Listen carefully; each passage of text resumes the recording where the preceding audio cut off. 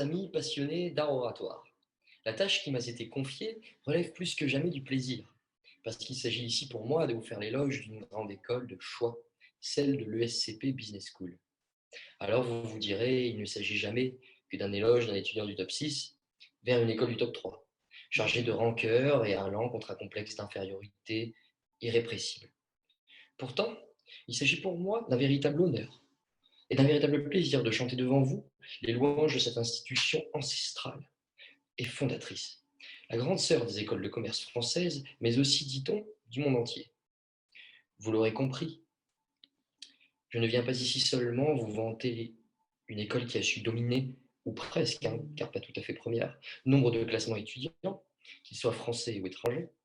Je ne viens pas vous parler simplement d'une école de la performance, des hauts salaires, de l'excellence académique. Je ne viens pas seulement vous parler d'une école au palmarès incontestable, dont de nombreux alumni peuplent les rangs de nos ministères, de nos ambassades, des sièges de grandes entreprises ou encore du monde des médias. Non, le SCP, c'est bien plus que ça. Il s'agit d'une école qui a su marquer les esprits, s'inscrire dans le temps long, se faire une place de choix et provoquer son destin. Le SCP n'est pas une école comme les autres, non. Non pas parce qu'elle est académiquement meilleure qu'une écrasante majorité, non, le SCP se démarque par son caractère et sa vision. Elle s'inscrit en dehors du temps, à la fois vieille institution traditionnelle et bijou de modernité. Pourtant, le SCP n'oublie pas de s'ouvrir. Elle n'oublie pas de s'ouvrir sur l'Europe, dont l'importance stratégique est croissante et où réside très certainement l'avenir de notre nation. Elle garantit la diversité culturelle sur ses bancs, donc, faute de diversité sociale. Mais aussi, elle œuvre pour offrir à ses étudiants des compétences reconnues par-delà les frontières. En effet, le SCP est à la source même de la notion de double diplôme à l'international. Elle a saisi avant tout autre qu'il n'y a de plus grande richesse que l'expérience de la diversité culturelle et de l'échange.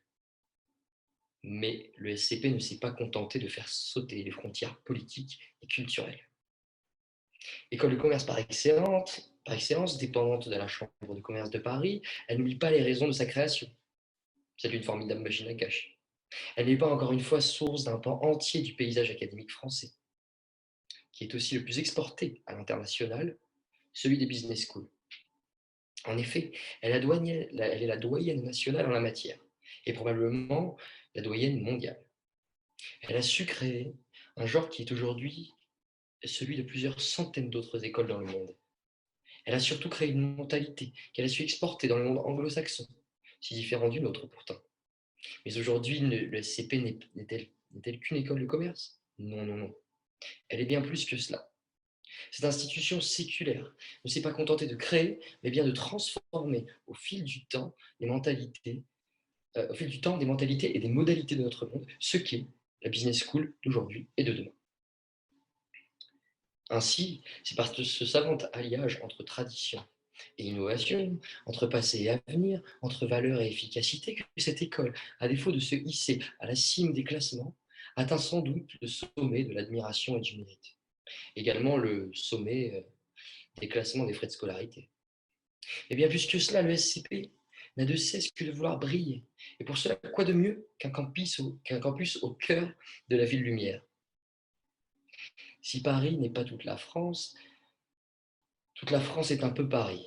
Et le SCP sait à quel point cet ancrage géographique n'est pas qu'une question de pratique, mais bien d'influence, de renommée et in fine de puissance.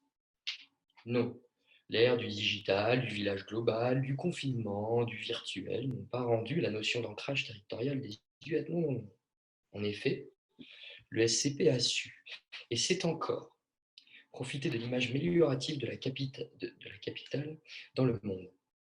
Ce devoir, qui est de coller à la renommée d'une telle ville, est en lui-même une gageure de grande vertu. Ce n'est pas le Marseillais que je suis qui dira la différence. Les ministères sont apportés, et les ministres aussi ne manquent pas de fréquenter les amphithéâtres de l'SCP, où ils ont pour habitude d'intervenir, ainsi que nombre de PDG. Souvent d'ailleurs parents d'élèves dans l'école, soit dit en passant. Il n'est pas de grand de ce monde qui n'ait foulé le sol de la ville lumière. Quelle avance donne ici le SCP à ses très chanceux disciples?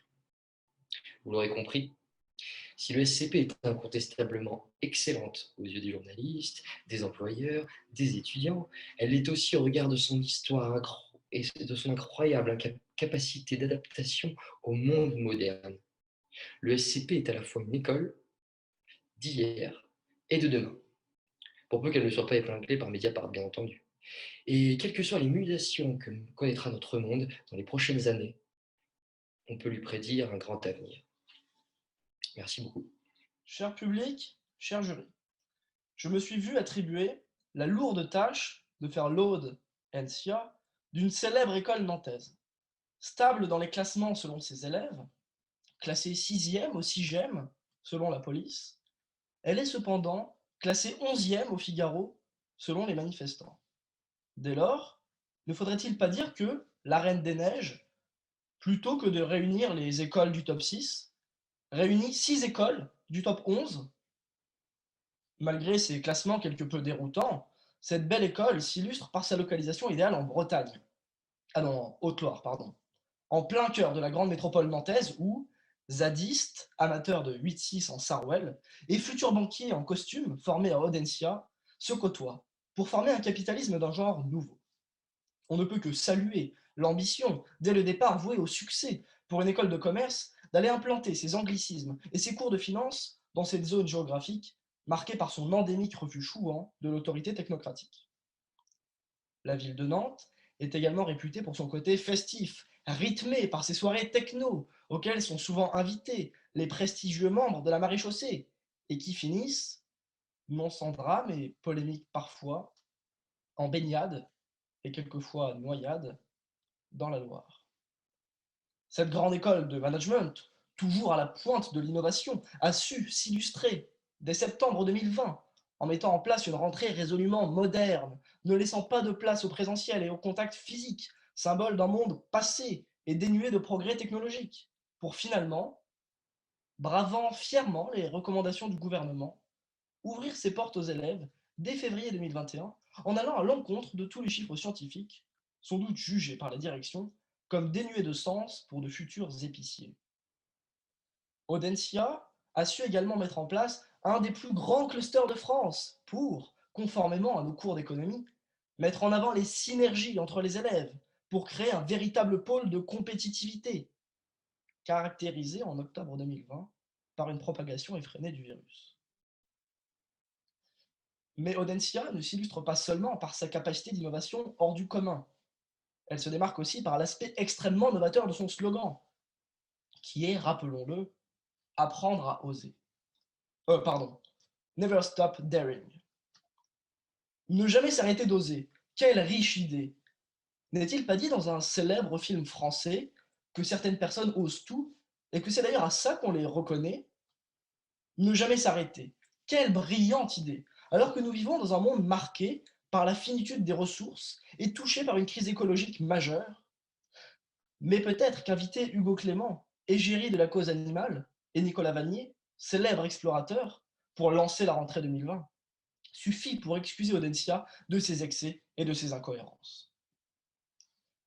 Par ailleurs, comment faire l'éloge d'Audencia sans parler de ses alumni célèbres qui ont su marquer leur siècle avec brio dans le domaine économique, politique et social? En tapant sur Google alumni célèbres d'Audencia, j'ai eu la surprise de voir que l'école comptait à son actif, pour des promos annuels de seulement 5300 élèves, pas moins de 5 alumni célèbres, signe de l'exigence et de l'excellence de son cursus académique. Et évidemment, l'alumni le plus célèbre selon Google n'est pas un simple ancien Premier ministre de la Ve République, ou un PDG de Total ou d'Hermès, comme ce peut être le cas pour la piètre école de commerce située en plein cœur de l'affreuse ville de Paris. Mais c'est bel et bien, selon Google, le youtubeur AnXM, qui est l'alumni le plus célèbre d'Audencia, ce qui nous prouve encore une fois le caractère progressiste, résolument moderne et tourné vers l'avenir de cette école visionnaire. Audencia est également réputée pour sa vie associative hors du commun, permise grâce à des locaux d'assaut très spacieux, d'au moins 5 mètres carrés. Cette vie associative est rythmée par des événements uniques en France, pleinement ancrés dans les dures réalités économiques et sociales de notre temps, tels que le triathlon de la Baule, qui, on l'espère, aura lieu cette année. à moins qu'il n'ait déjà été annulé. Pour conclure, si Brest Business School s'est pendant un temps vanté d'être l'école la plus proche de New York, Audencia, école innovante et montante dans les classements, peut se targuer fièrement d'être l'école la plus proche de Notre-Dame-des-Landes.